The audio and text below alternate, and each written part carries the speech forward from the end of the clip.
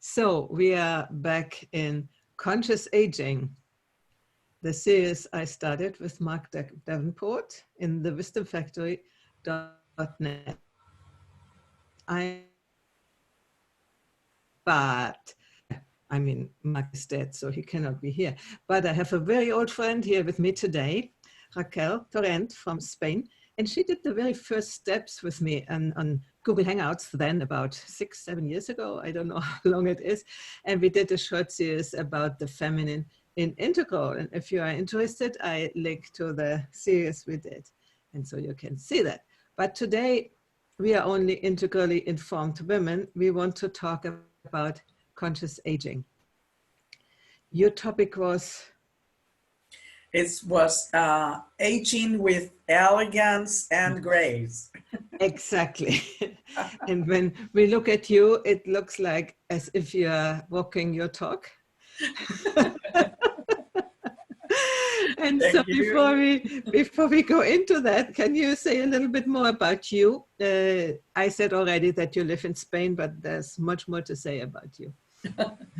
Well, I think that as much as I age, I have to say less and less. That's very funny. And I think that is part of the elegancy and the grace, which it is as much recognition I have of all the things I have done and all the things I have achieved. Thank God that it was a lot of dreams achieved up to now that I had and that I have fulfilled, thank God. So that in reality, it's a great thing for aging, you know, to look back and see how many dreams have been fulfilled already, and then rest at peace that they have been fulfilled, which it is a part of this recognition of grace, to age with grace. It's precisely to recognize that we have arrived to a certain age with our dreams fulfilled, and then rest in peace.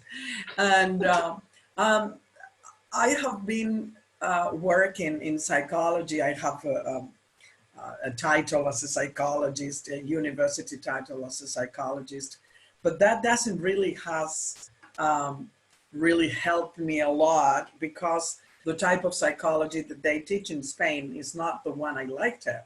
Since I was very little, I was interested in spirituality, because I was very connected with the things of the spirit, let's call it. And then I was trying to get that at the university, because I thought the terminology psyche and logy was being precisely the wisdom of the soul. And I wanted to investigate and deepen more and more into the soul and the spirit.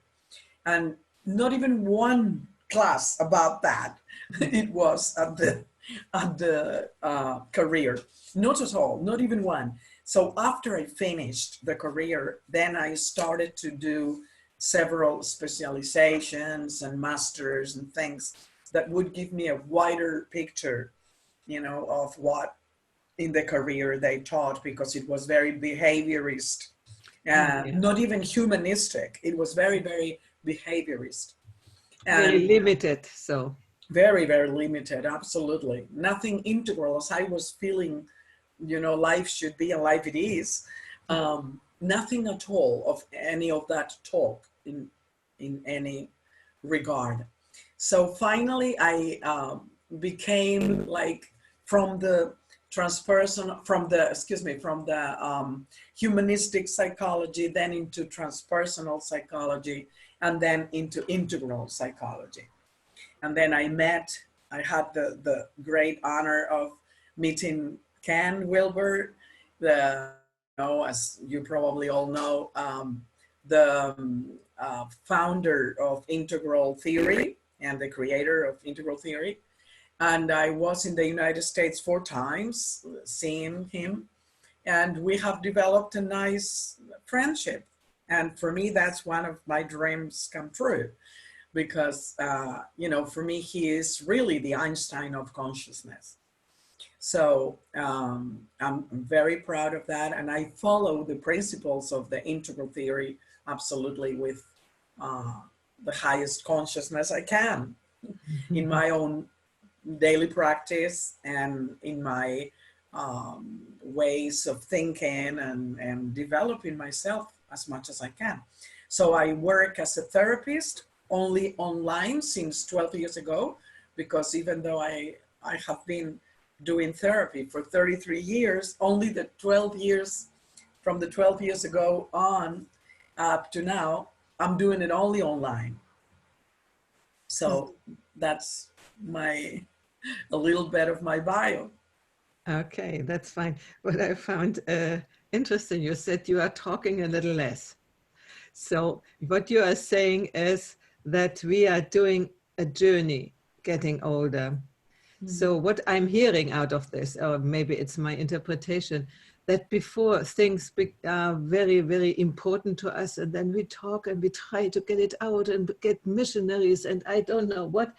And when we get older, we sort of understand that this is not necessarily the way.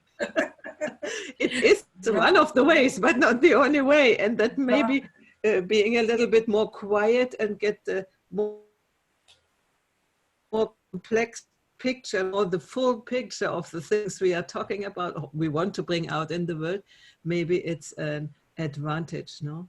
So is it that what you meant?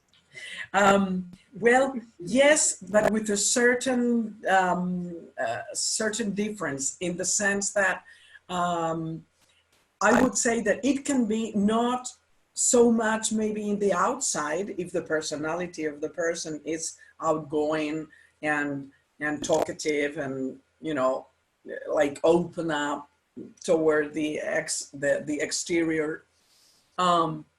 It is this talking less in the inside, you know, maintaining the inner peace in whatever it's happening in the outside. This is, you know, what then it's gonna maybe, yes, as well, transmit into a calmer outside, a calmer offer to the world. Absolutely. Not necessarily from the style or of the person, like for example, my sister and me, she may be even more talkative than I am. She has a profile of she likes to be talking all the time, and when I am with her, I just practically don't open my mouth because you know, I just let her be. If she needs to talk, I just let her be. Well, probably, I don't know, she's not into integral development, so maybe that's also a reason why. But I really do believe that this elegancy that we talk, to age with elegancy, to be elegant in our aging, has to do also with this consciousness of where I am in the world and what is it needful in the moment being, no? Like if it's true. Seeing by hand, you definitely are elegant also in the outside life, you know. I see your nails red and your so is this a part of it, or do you mean only the inside? No, it's both things. Both things being the most important for me, really, the inner elegancy. But then it will also show us, as much as we can integrate that inner peace, then it's going to also show outside, and also then being what we call elegant in the world. In dressing or in moving, in the signs of our outer manifestations. But I mainly talk about this inner elegancy of letting things be, relaxing regarding life, relaxing regarding people and things, and to be less quicker into reaction, you know, like be more and more conscious of what is the need right now, and if it's not a need, then there is not a necessity of action. Mm-hmm. We can just rest, and to have this resting attitude, it's very elegant. It's this consciousness of being present without needing to show off. That's very interesting. That's very interesting because, you know, when we get older, we are sort of, yeah, you say calmer in a certain sense. And then you see people like now, there's the big hype of climate change and people are so, maybe not yet, but in 10 years or then in 50, you know, and then they get so nervous and everything. And then when you rest quiet and say, oh, I want to see the bigger picture first before I get so, then they easily might understand that as if you are not interested at all in life, but it's not the case. No. It's only that you are watching from it. Immediately do something without thinking, without considering and pondering on the things, and then deciding what will we really do in the outside world without feeling this, you have to do something. Right, absolutely. Yeah, absolutely. Plus, if we understand, and to me, the elegancy and the grace has to do with that. To be living in the grace is to finally have arrived to this consciousness, and we do this as we age, surely, to arrive to this consciousness that we are living in an energetic world, which everything is energy, and what we call God, or we are accustomed to call God, is just this energy, this multiplied energy of everything there is and everything that exists. So when we have this consciousness, then we become more and more masters of energy. And to be a master of energy, then it can give us this graceful aging, which means this graceful attitude of, I know I am conscious of the energy. I know I am connected to the higher picture, you know, of everything there is. Everything there is, meaning my own existence, the existence of others, the existence of the planet, and the existence of the whole universe and the multiverse, because that's only the manifested world. But then to be conscious of our inner world, inner energetical world, which it has to do with also being conscious of how do I feel, what do I sense, how do I think, and to be conscious of what is the energy involved in that. If I remember that I am connected to the higher existence, to the higher energy, then I can just rest in that big confidence. I call it the confidence with the big C, okay, of I am connected with something bigger than my ego, all right?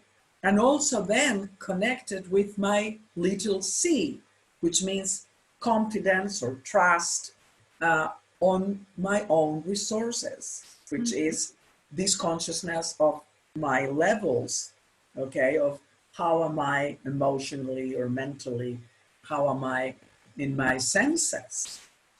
Okay. Yeah, and then you can also sense what is the right thing to do or to be in the moment, what is the right response, instead of being driven by some ego fear, probably, or whatever. Ego force, Absolutely, Yes. absolutely. And so you in one hand you learn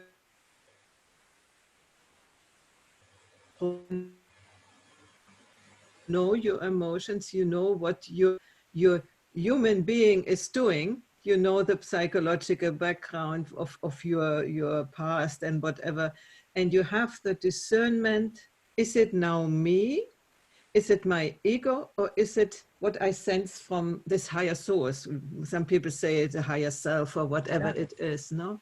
And Yeah. these are so important distinctions, which, yeah, some young people know that too, but it's more, I think it's easier to learn that when you have a lot of experience. Yeah.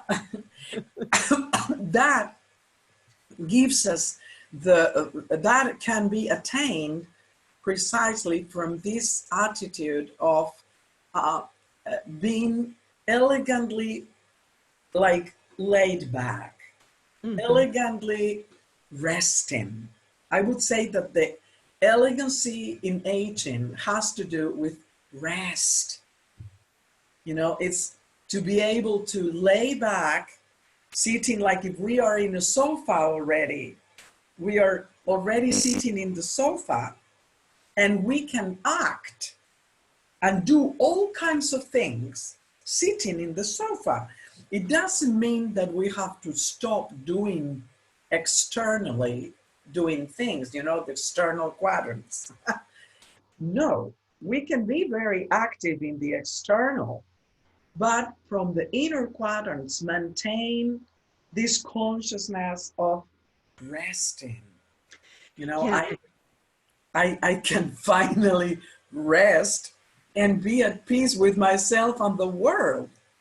And for this elegancy and with this consciousness of grace that we have talked about, this connection with higher realms and higher existence, I would say that um, one clue to really attain this attitude of rest and therefore being elegant with aging and not getting wrapped up for, oh, I'm getting older, I don't serve for anything. No, I serve for a lot of things, for me and for others.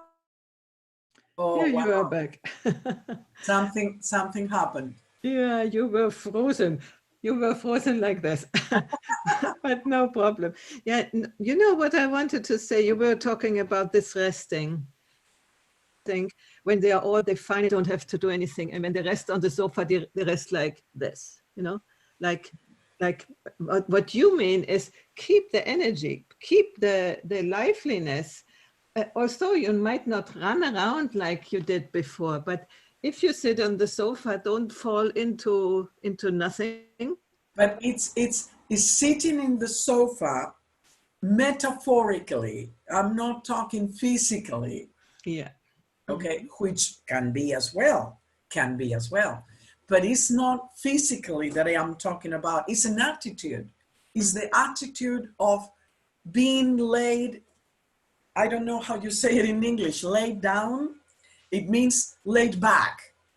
I am, because it's the matter of knowing I am not up front anymore, because I elegantly let the space to the younger generations that are in front of me. And therefore, I am here as a backup. Mhm. I'm here as, like we were saying, with this consciousness of the energy. It's as an energetic backup.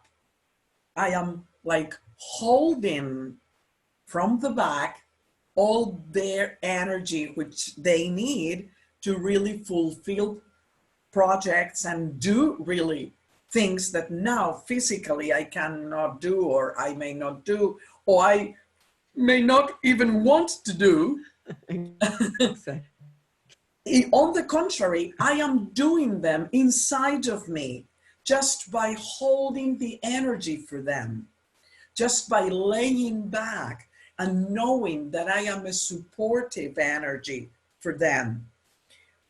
So this consciousness is what I was saying that one of the clue or one of the keys that can be very important for this elegant attitude of sitting down peacefully and do whatever we need to do in the outside, but innerly, metaphorically, being in the sofa, resting, in a resting attitude. And I can be externally doing things, but from a resting inner attitude. And this clue is forgiveness. You know, to arrive to this, everything is all right with me and the world. To arrive to an age where, contrary to look back and maintain the resentments of, you know, the biography of with whoever, no? Oh, I had a problem with my ex-husband and I have it there. Or I had a problem with my brother and I have it there. And hey, if we have not cleaned all these things, and if we have not really come to terms with all these energies which are blocking in the past, how can I rest in my sofa now? I will be still like wrestling. And even imagine me with 80 years old and still the wrestling gloves in my hands. It's silly. Some people do, no? Yes, but so it's not elegant, it's not graceful. In fact, it's not that aging is allowing you this, but it's not necessarily the case that it happens without you doing anything. And that comes to my question. What did you do to arrive at this stage? What did I do to what? To arrive at this insight and at this mind, this being able to hold the space for others and having this, what you said, being able to age with grace. Well, like I said, being very conscious in my daily practice, no, my continuous practice, which not necessarily is in the outside, like we said. You know, it can be in the outside or not, but I don't sit every day to meditate. There are periods of times that I like it more, I want it more, and I do it. But some periods that I don't do it every day, externally. But internally, I don't only do it every day, I do it every hour. See? So it means that this grace, this living, instead of living in the law of karma, if we could call it, it's to live in the grace of the connection, of the permanent contact with something, like we said, higher than our ego, something wider and bigger. Yeah, so that's one thing. That's in the bigger realm. That will be like the lower quadrants, or the diagonal between the upper left quadrant and the lower right quadrant, okay? And then this consciousness of how do we manifest it with the lower left quadrant and the upper right quadrant, which will be then how do we innerly feel it, and how do we relate with family or friends or people that are surrounding us in the lower left, and how do we individually do it in the outer world. You see? But that's in the general picture. But then individually, this clue or this key of forgiveness, I do it every day, like making scan of, am I holding something? Is there something that has me like up the sofa instead of having me peacefully resting in the sofa? Okay, and inner. if you find something which is trying to get you up from the resting, what are you doing then? Then forgive. Then say, this is not something which is real, first of all, because any resentment is real. Even in Spanish, the word resentment, it's resentimiento, which means to feel over and over again the same lie. Mm-hmm. If we put the word resentimiento, it Mm-hmm. means to Again, again. resent Mm-hmm. again Mm-hmm. mentira, mento, Mm-hmm. which means a lie. Mm-hmm. So, what is a lie? The lie is that whatever we are maintaining in our heads or in our hearts or in our sensation as, oh, this hurt me a lot. This was horrible what they did to me. And then I am like rightfulness, with the rightfulness, like defending my resentment if I am like that. But if I enter into this resting mode, into this elegant mode of looking at reality, then what do I see? I see a lie. I see the lie of my expectations, my judgments toward the person, and the lack of love of seeing that person with something that I have put on top of them to want them to act or be in the way I wanted them to act or be. And then I recognize the lie. And then I say, oh, but that's not reality. So then I, first of all, to forgive, first of all, I see the lie. Then I accept the reality of the person or of the situation as it is. This happened, okay, this happened. But the world didn't finish there. That person had the level of consciousness that it had. It did what it did. And it's not important. The most important is that I see the reality of the person as looking at the love that the person is in me. Mm-hmm.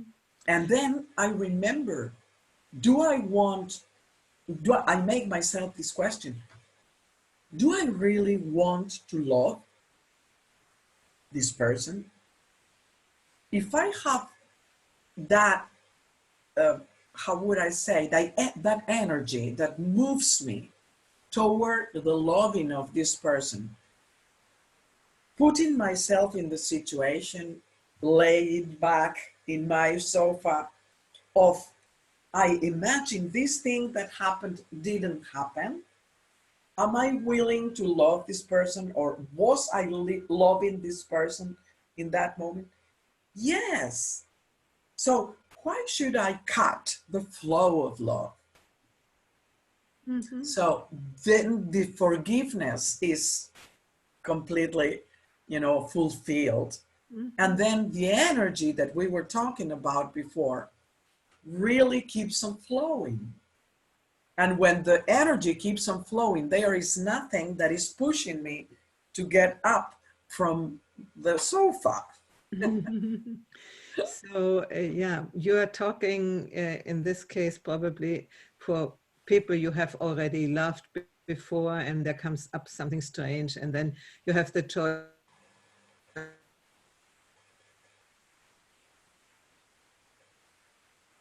angry or getting something, or keep the energy flowing and understand that the people you have to deal with are acting out of a certain position, let's say, out of a certain need they have, or out of a certain understanding of the world or of themselves. And so you can have the possibility not to load it on yourself.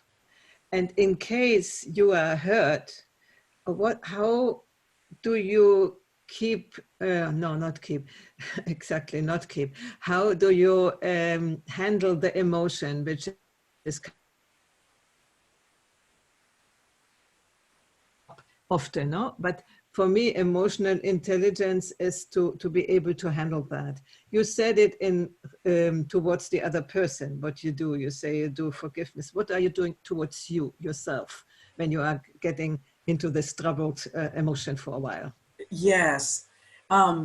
First of all, like I say, get out of the lie, which will be like the new age of, oh, this is not hurting me. No, it is hurting me, or it has hurt me. I recognize the hurt as a reality, because if not, I will be lying myself and I will be fooling myself.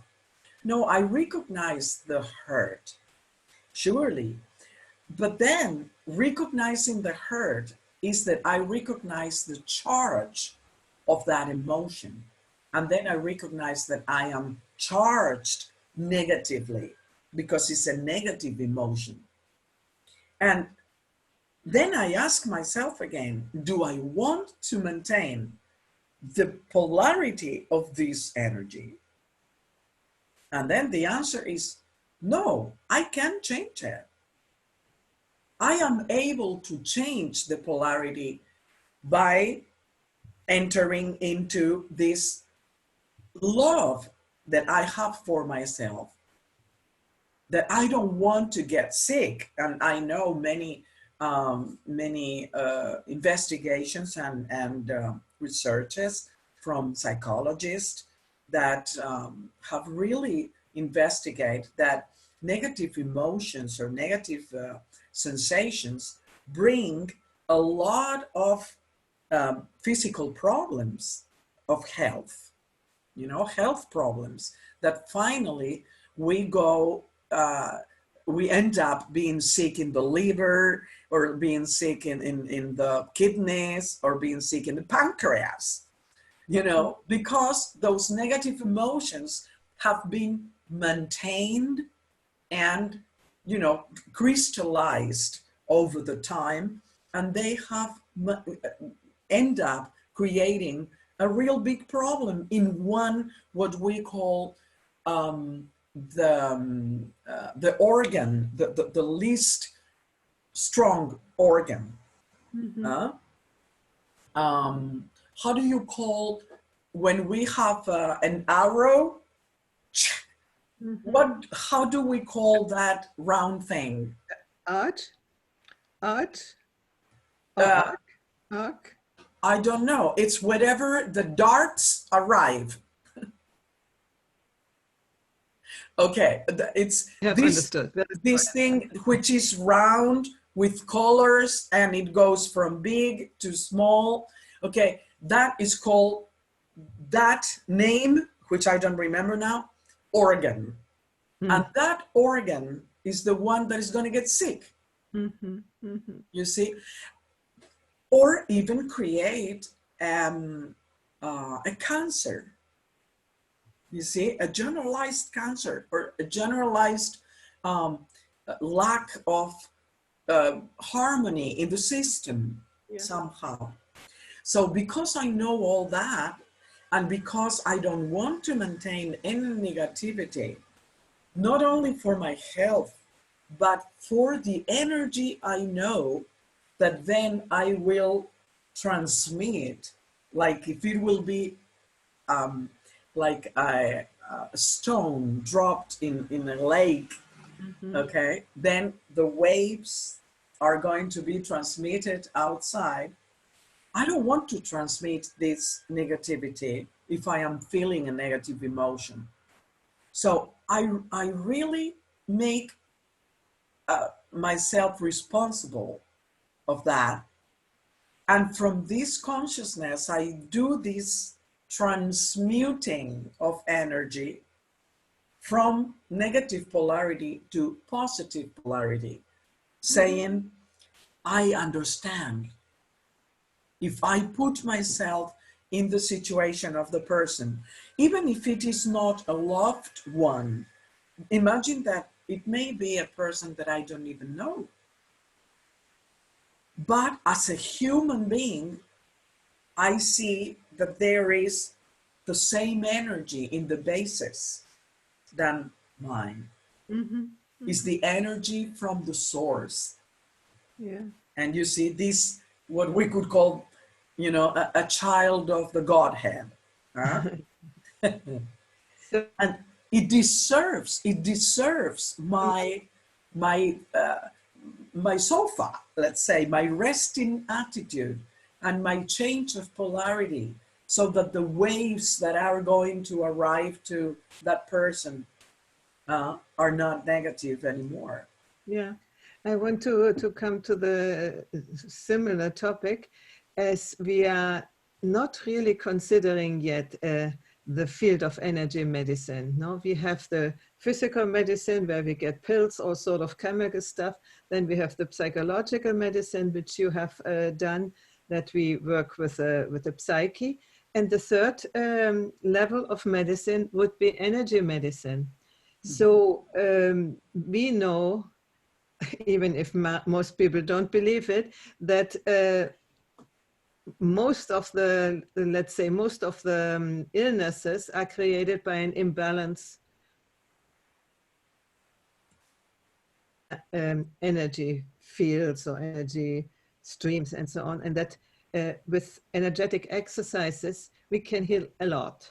So Absolutely. I want to come to people who feel they are ill, maybe in older age, and it is inevitable. We get weaker, so it's much easier to catch a cold or whatever it is, you know.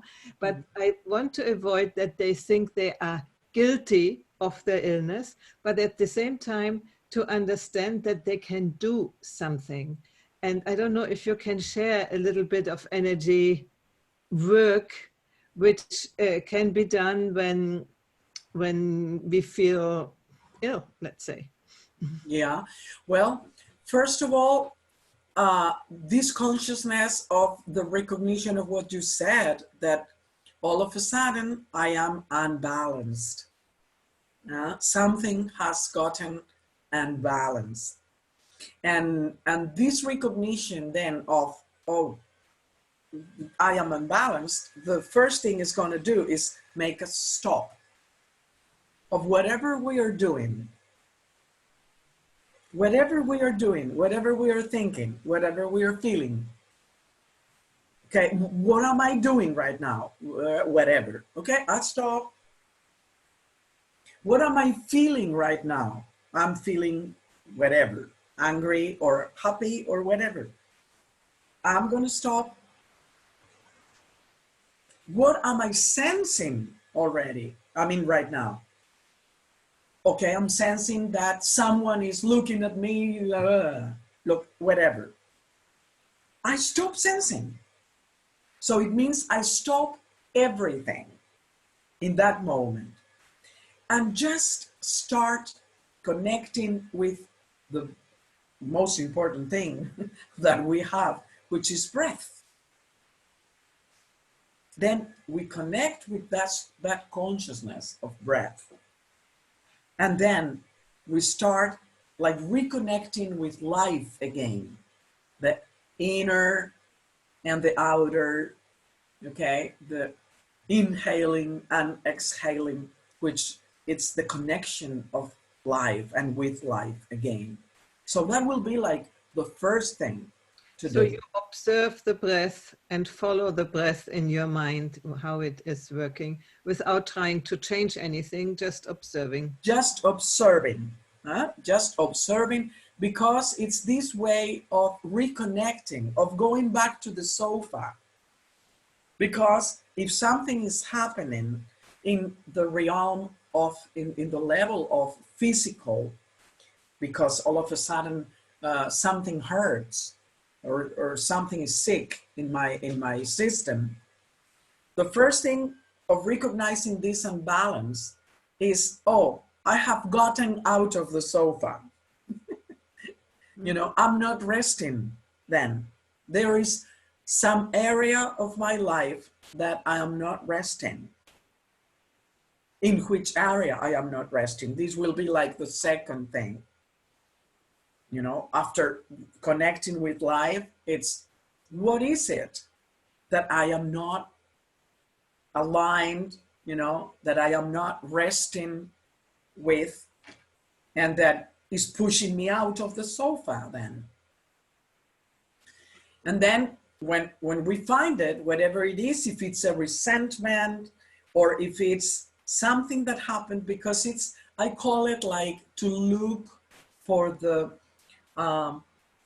first part of the woven wall, the wool wall. Yeah, some people call it the root cause. Some people call it the root cause. Where did that start? That's right. Absolutely. Absolutely. So to look for that root cause, where that started and what did it happen? Or if we don't know, it's to see the connection of the days. Like, for example, I'm going to give you an example. With my 64 years old, I have had the guts, because it means a lot of guts to do this. I have presented myself into a voice contest, which is called The Voice. I don't know if you know that program. It's in many, many countries. Well, anyway, I have presented myself. I have passed 2 castings, and in the 3rd casting, they told me, no, you don't pass, okay? Because there are as many people, they have told me whatever. But the reason is that they have not, for some reason, wanted my style or my voice or whatever. So what do I get from this? From what it happened to me regarding a pain that I was feeling in that moment when I was there. I was, in the same day I went to the 3rd casting, I walked absolutely limped, you know, like doing like that, because my leg, my right leg, was hurting terribly. And I was going like, what in the world is happening? I don't understand. You know, it's precisely when it's the day I want to be the nicest, I want to sing the best, I want to be more sympathetic, you know, like open and cheerful and everything than ever. How can it be that I arrive here walking like a 90-year-old woman? You know, and it was funny, you know, it was funny to say, why in the world? This is telling me something. So I stopped as soon as I went out from there. You know, I took a moment to ask the pain, what are you telling me? What do you want to tell me? What is happening? When this started? So it came that it hadn't started that same day.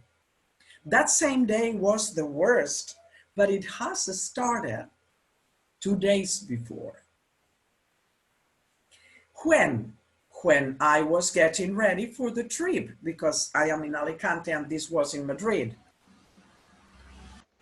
And I started somehow getting like, oh my goodness, and now I'm going to have to be doing a lot of trips to Madrid. And now, you know, the battles, the singing battles are going to start, because it's more than, I don't know, 40 people or something like that there. So, you know, it was a lot of thinking of, oh my goodness, what am I going to have to do?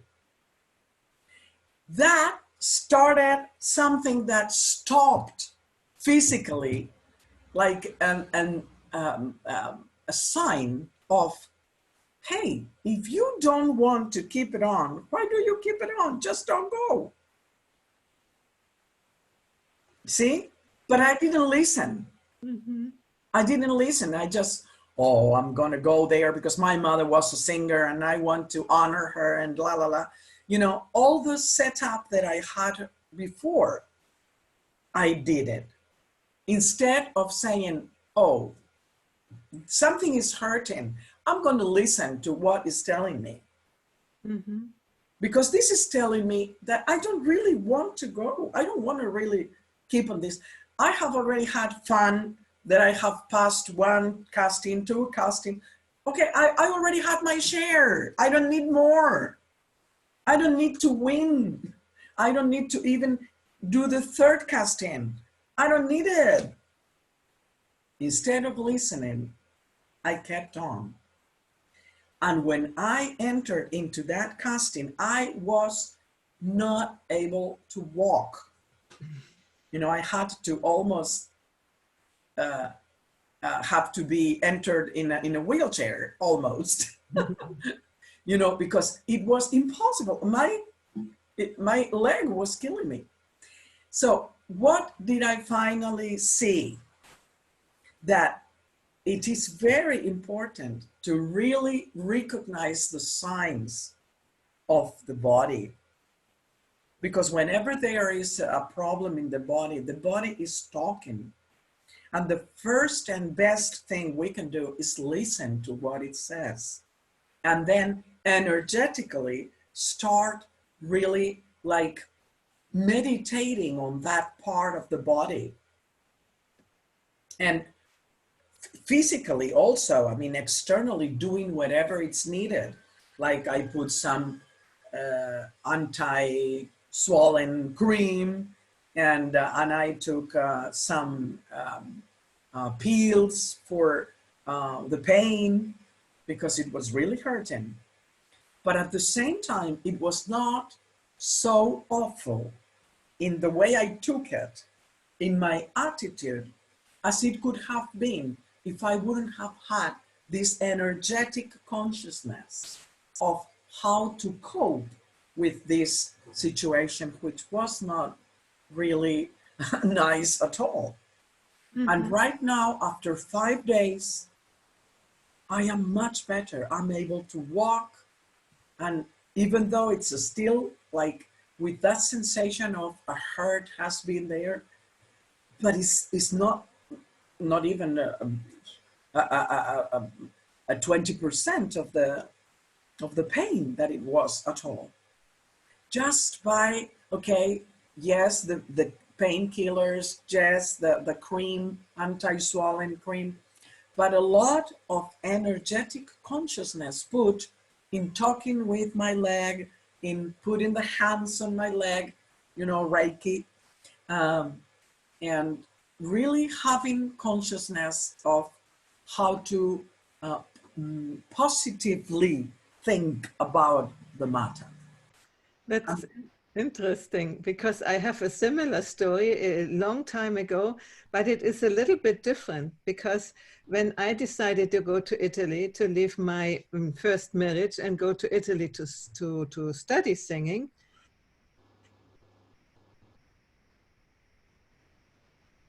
time going out and against the will of my ex-husband and everything. The day before, I got a huge bronchitis, and also my heel was hurting. But I interpreted it that it is my fear wanting to hold me back. And so I said, no, I have to go, because there was the inner voice who said, you need to go out of this situation. You need to do what you need to do. And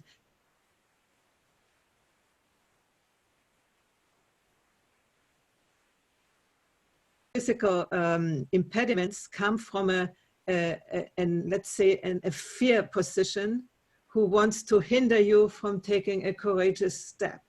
So that can be both, and it's sometimes absolutely, yes, to distinguish which one it is. But in every case, it's important to recognize it instead of just taking a pill and don't think about it anymore. You know. Absolutely.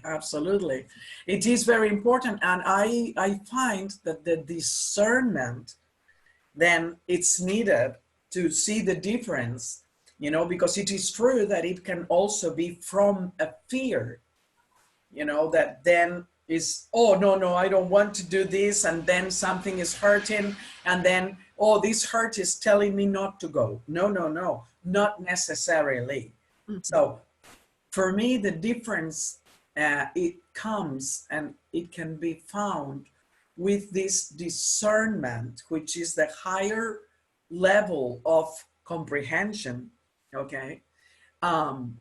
Discern if it is really that I am scared, and ask myself, am I really scared of being there with others doing this or whatever the step I'm going to take? Or is it really that I was doing it for something that is not really aligned with what I want? Mm-hmm. And it was only because my mother wanted, for example, or, you know, some friend told me, or my uncle pressed for it, you know, whatever it is, to discern that very clearly. In my case, it was very clear that it was not fear at all, because I've been in TV programs before, and I know how to manage myself very well in those situations. So it was not fear at all. It was, on the contrary, so the soul calling me, saying, come on, you are an integral psychologist and you have been 33 years doing that. Are you going to change your profession now or something? You know, it's like, what are you going to do? You know, this doesn't have anything to do with it, with you, no? And then I recognize that it's true. It doesn't really have anything to do with me as a possible profession, which this would have taken me to. So in reality, it was like a call from my soul. If I would have heard the pain of my leg on time, then there is, you know, God, we could say God is wiser. And then it made that the jury, let's say, of the program said no. So I didn't have to do it for myself, knowing my pain, meaning, no, don't do it. The jury did it for me. But you see, we can learn. We can learn to do it ourselves more and more. To be with the eyes more open. Yeah. So I'm thinking about the people who are watching this.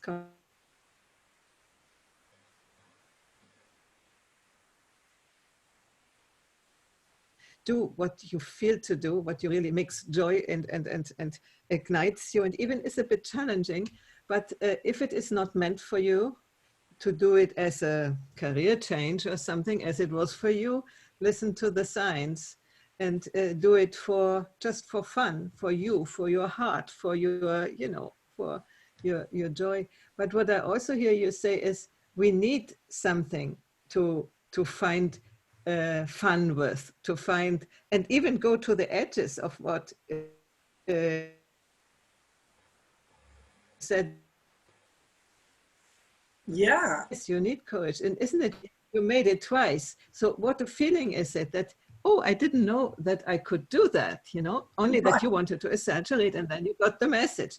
But isn't it great in whatever age we are to find something where we don't need to connect an expectation of making money or whatever, but just experience our possibilities. Absolutely, absolutely. Having fun, having the do it only just for the experience of it.